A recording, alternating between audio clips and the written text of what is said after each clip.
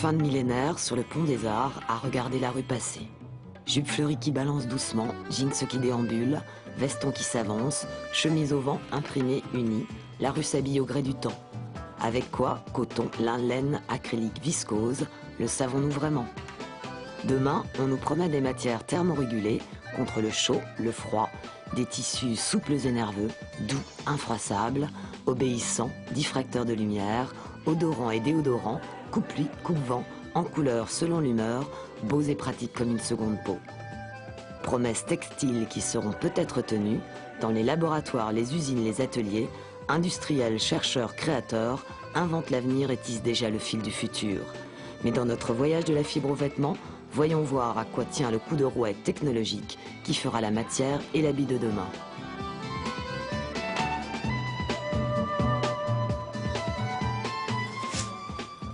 Je peux soulever le bras un peu plus.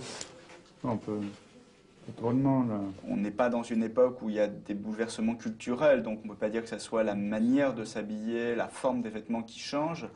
Par contre, on est depuis déjà un certain temps dans une grande période d'innovation technologique et finalement tout ce qui a été mis au point depuis la dernière guerre mondiale, depuis le lycra jusqu'au polyester, au polyamide, est en train à l'heure actuelle de devenir, de toucher ce qu'on pourrait dire une espèce de période d'épanouissement et c'est en train vraiment d'influencer le vêtement.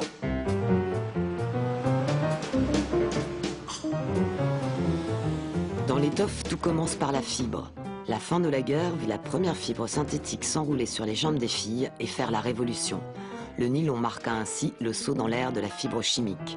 Une ère aujourd'hui hautement représentée par le lycra, qui après s'être imposé dans les dessous, pénètre peu à peu tous les vêtements du dessus, et dont le secret de fabrication est jalousement gardé.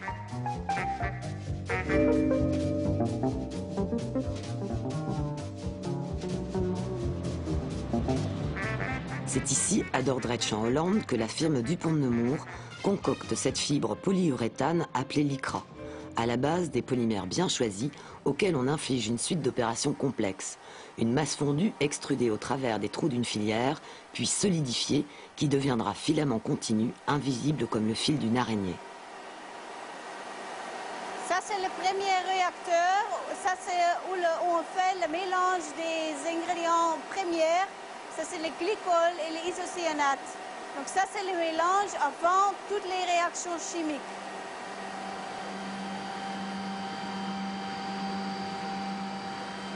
On prend des échantillons toutes les 2 heures pour contrôler la viscosité et les ingrédients du polymère. Innover, c'est ici apporter de légères modifications à la structure physico-chimique des polymères pour renouveler sans cesse les prouesses et que demain, nul habit qui se voudra infroissable ne puisse se passer de cette fibre toujours plus élastique, plus souple, plus confortable. C'est ici où on peut voir le fil qui a passé sur la filière. Et c'est là où les caractéristiques du fil sont formées.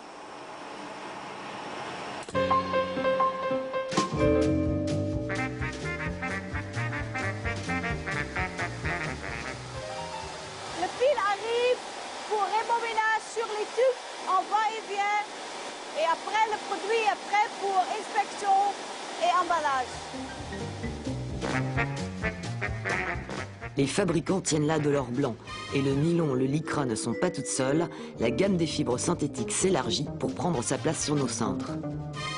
Pour les innovations qui me semblent importantes, c'est le Tactel Diabolo. C'est un fil qui sort en forme d'osselet et il a la faculté de réfléchir la lumière. Ça se voit là dans cette étoffe avec cette petite armure qui a du lycra. Donc c'est le lycra aussi avec le dessin qui donne cet aspect reliefé du tissu. On a le même fil qui est utilisé dans un velours comme ça, mélangé avec de la laine. Donc les lignes, le jersey velours, les lignes jersey velours brillantes, c'est les lignes dans lesquelles il y a le Tactel Diabolo. Les autres, ce sont la laine, donc ça permet d'associer aussi une matière nouvelle à une matière plus traditionnelle, la brillance à la matité. Et là, travailler sur plusieurs brins, le fil, on arrive à faire des fils à tricoter. Donc ça, c'est un modèle qui a été mis au point avec Secretex. Donc c'est le même fil, mais sur un aspect plus grosse maille à ce moment-là, sur un fil vraiment pour du tricot rectiligne.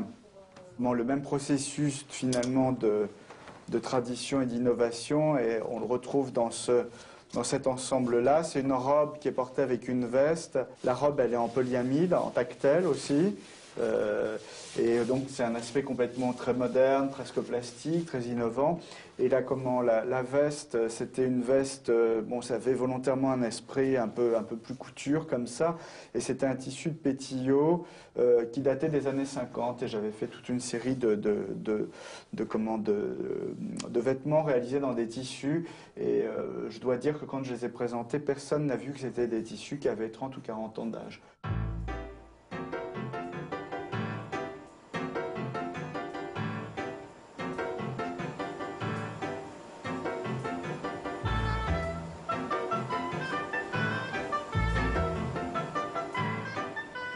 Nous travaillons, nous, de la fibre sous toutes ses formes, des fibres telles que le coton, telles que la laine, associées à du polyester. Et toute la science de la filature, c'est de faire le bon dosage et de renforcer les propriétés de chacune des fibres en les associant entre elles. C'est un petit peu dire que 1 + 1 = 3, c'est-à-dire que de la laine prise toute seule aura telle propriété, du polyester pris tout seul aura telle propriété, mais l'addition des deux fera un fil qui aura des propriétés bien supérieures à celles de la laine prise séparément ou celles du polyester prise séparément. Seconde étape donc, celle où l'on mêle, étire, torsionne savamment les fibres pour donner au fil des propriétés inédites. Exemple, ce mélange destiné en priorité à l'armée qui vise à défier les infrarouges et donc à rester invisible la nuit. Ce mélange coton-polyester carboné est en train de se réaliser actuellement. Donc vous voyez distinctement la partie coton blanche et la partie polyester grise. Cette garde va avoir pour objet de commencer à paralyser les fibres, discipliner un petit peu tout ça, de façon à en sortir une nappe de fibres et ensuite un ruban.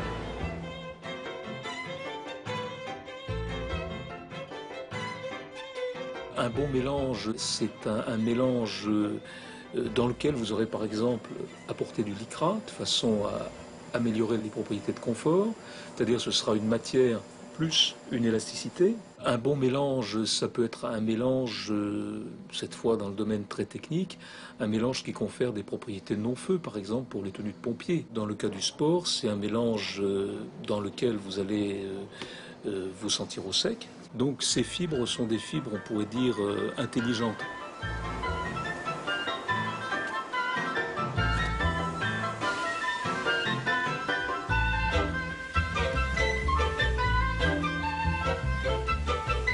Voici le fil terminé qui se présente sous cette forme de bobine de 2 kg environ. Vous voyez que le mélange est cette fois parfaitement uniforme. Le gris est fondu, donc la partie coton et la partie polyester a été parfaitement intimisée. Donc ce fil va être ensuite soit tricoté, soit tissé, de façon à réaliser les tissus destinés à être confectionnés.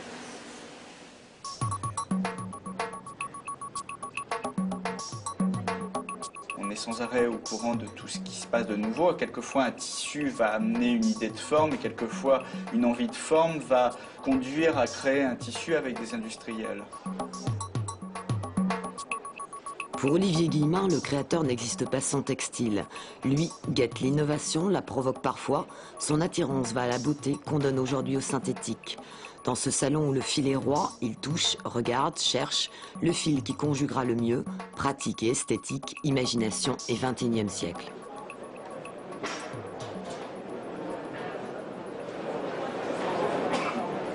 J'enlève ça maintenant tous les ans. Non. Hein? On voit qu'il y en a beaucoup trop dans ça. Oui, non, mais tout le monde va en faire. Oui, mais ça fait vraiment un peu... Mélange alpha gamma R. Oui, c'est ça. La main est quand même... Et ça, c'est une vraie nouveauté féminine dans la nouvelle idée de classe.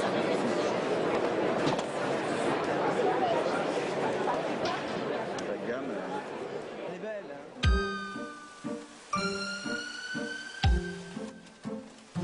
La fibre devenue fil passe ici aux mains des tricoteurs. Tout le génie et le progrès de la maille tient aux entrelacements de boucles, aux aiguilles à bec et à clapet, aux machines rectilignes ou circulaires, capables de tricoter de tout, même du plastique, et aujourd'hui assistées par ordinateur. Alors nous travaillons avec des créateurs parisiens pour la plupart, où le principe de travail est de proposer, en fonction de leurs désirs, des produits finis. Dans le process, il s'écoule environ entre 15 et 18 mois entre le moment du désir et le moment de la réalisation dans la boutique, chez le consommateur. Alors nous sommes dans la salle de programmation qui permet de préparer le travail qui va être fait sur les machines après. C'est le centre nerveux du tricotage, aussi bien pour l'échantillonnage que pour la production. Il nous permet d'élaborer tous les désirs des créateurs. Ce sont ici que sont mises au point toutes les mailles et tous les essais que nous faisons pour les créateurs et les couturiers. Alors ici, nous avons le travail du technicien qui a produit sur les écrans le dessin que le client voulait. Ça s'est traduit évidemment par une fiche informatique qui, elle, est rentrée dans la machine et la machine va ressortir le tricot en fonction de notre demande.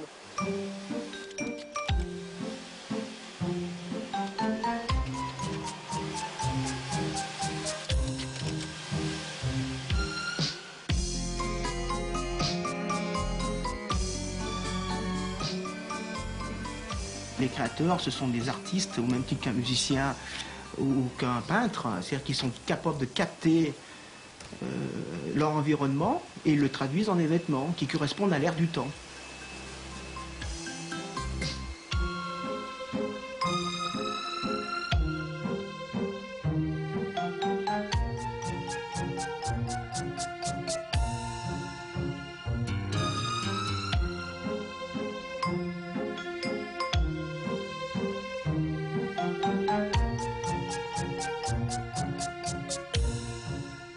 C'est là un peu que se passe pour tout ce qui est création, dessin, croquis, choix de matière, un peu le démarrage de la collection. Donc au début, moi je choisis, comme je vous l'ai dit, les tissus, c'est vraiment ce qui amorce la collection. Parallèlement, si vous voulez, je mets au point un certain nombre de formes, de volumes. C'est plusieurs mois de travail, parce que je commence à choisir et à élaborer les matières très tôt. Et puis j'essaye de construire un tableau qui respecte un petit peu le plan d'une collection type. Et ensuite, en fonction des tissus, on fait des tests et on essaye d'appliquer finalement les formes au tissu. C'est stand-by, on ne sait pas trop, mais je pense que ça va venir assez vite. Un tissu, enfin un vêtement réussi doit avoir les différents atouts, c'est-à-dire à la fois l'aspect esthétique et l'aspect pratique. L'un sans l'autre ne sont pas maintenant... c'est une sorte de maturité finalement du textile auquel on arrive maintenant. Une maturité qui s'est conquise au fil du temps. Rien ne vaut d'avoir la mémoire courte. L'histoire montre que les techniques et savoir-faire d'antan peuvent rejaillir sur le futur. L'histoire du textile, c'est la découverte sans cesse de nouvelles techniques, de nouvelles manières de travailler les fils, de nouvelles manières de faire croiser et entrelacer les fils. Et ça, il y a une inventivité qu'on découvre dans les textiles archéologiques qui est assez étonnante et qui démarre déjà à la préhistoire. On a l'impression qu'il n'y a pas de limite à cette inventivité des tisserands, tricoteurs, etc. On avait déjà une production textile de masse, comparable quantitativement à celle d'aujourd'hui, et qui était complètement obligée de recourir au monde végétal et d'une certaine manière à quelques insectes pour la coloration des tissus. C'est une situation qu'on a du mal à imaginer aujourd'hui. Et donc, dès le début du XIXe siècle, l'un des grands moteurs de l'évolution de la chimie en tant que science a été justement cette recherche liée aux colorants naturels.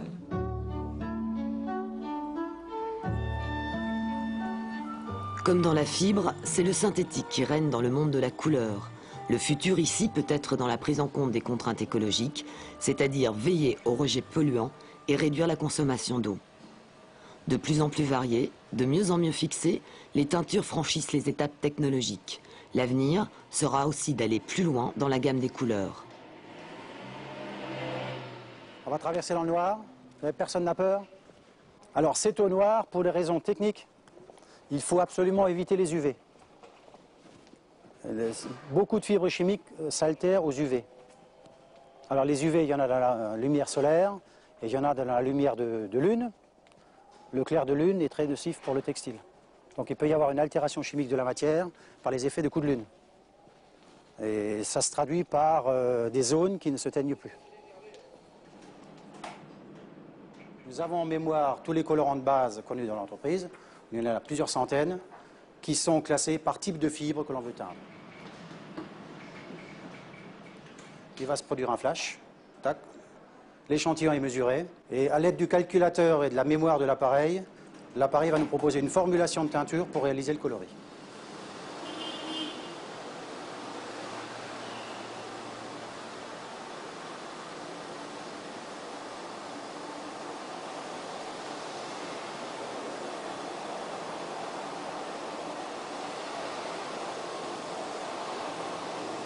Donc ici, c'est de la matière brute qui sort du magasin, qu'on va mettre dans la machine de teinture. Donc l'opération de chargement de la machine va démarrer. Souvent, la matière doit être décolorée parce qu'elle contient des pigments, des sels minéraux, du fer qui est dans le sol, s'il s'agit d'un coton. Donc ça va être une opération de blanchiment.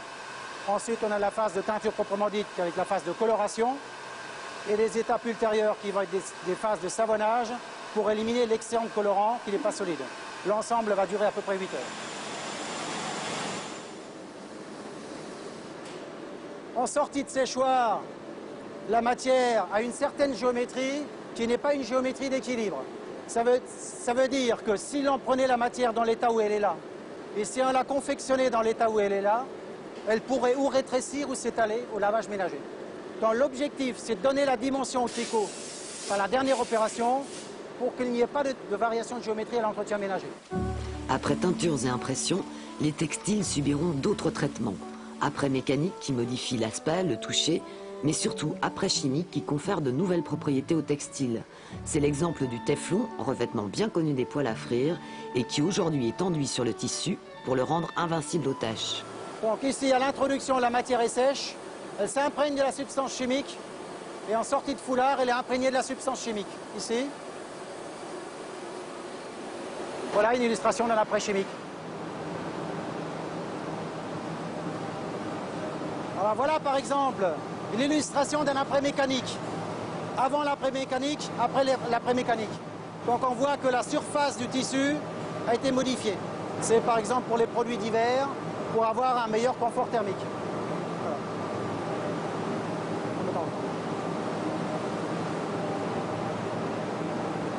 Donc ces après-mécaniques se font par exemple sur cette machine par l'intermédiaire de petits picots en acier qui vont fibriller la surface de la matière. Voilà.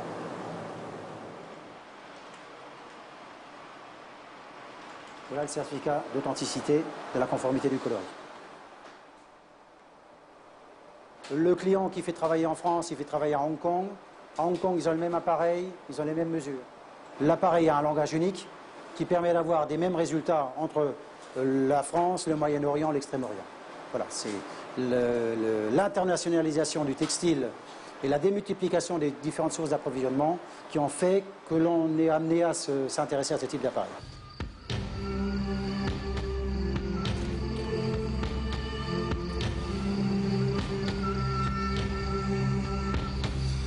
Vas-y, marche un petit peu, s'il te plaît.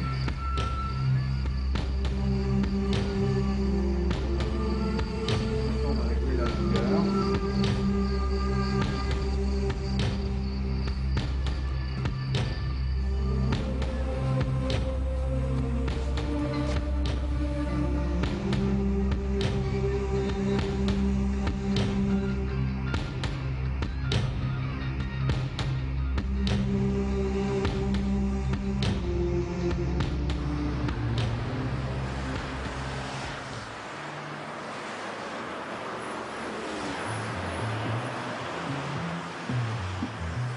Imaginer, rêver, inventer, créer, le monde textile ne semble pas en panne.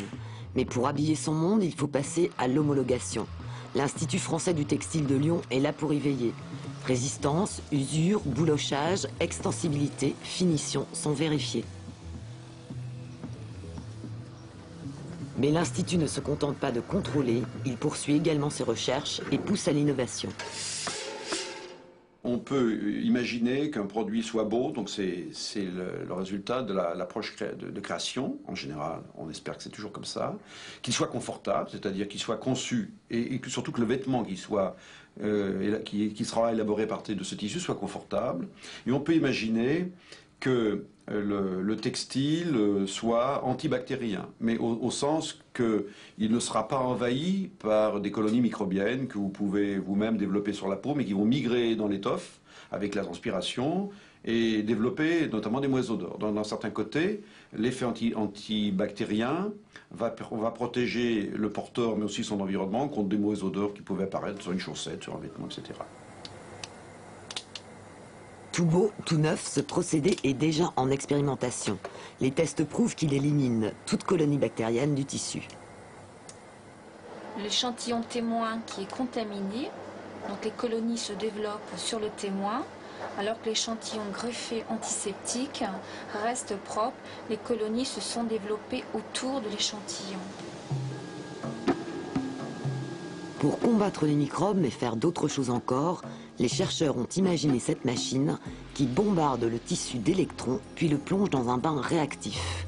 Un procédé dit de greffe qui utilise ce qui se fait de mieux en physique, l'accélération de particules.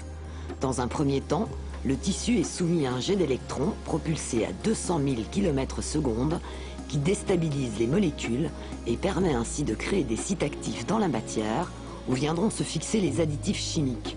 Des additifs différents selon les propriétés souhaitées, par exemple antibactériens ou encore qui transforment un tissu en véritable pompe à colorant. L'échantillon de textile greffé absorbe la teinture et ne l'égorge pas, alors que l'échantillon de textile non greffé relargue la teinture et ne l'absorbe pas.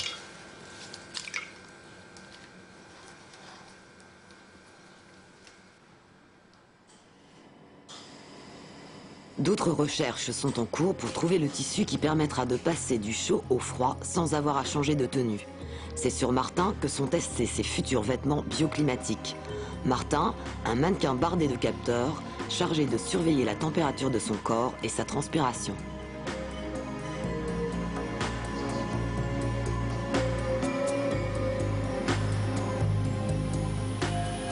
Au rayon du futur, on trouve aussi cette machine à plasma, gaz à haute température, riche en ions et en électrons libres, qui sans modifier l'aspect ni le toucher, donne ici au tissu le don d'imperméabilité.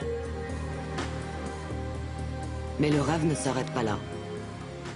Je suis sûr que demain, il y aura des tissus ou des matériaux qui seront colorés, qui auront des effets colorés sans colorant, comme la nature sait bien le faire lorsque elle diffracte la lumière du soleil pour obtenir un arc-en-ciel. Il n'y a pas de colorant dans les nuages, hein, il y a simplement des particules d'eau qui sont très très fines, très petites, et qui ont des tailles très régulières et qui donnent des réflexions ou des réflexions spécifiques.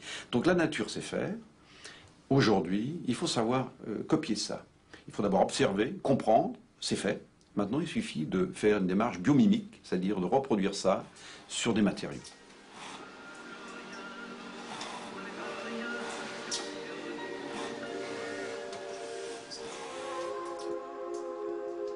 Dernier ourlet avant finition, la fibre, les fils, tricotés, tissés, colorés, apprêtés, coupés, taillés, modelés peuvent commencer à défiler.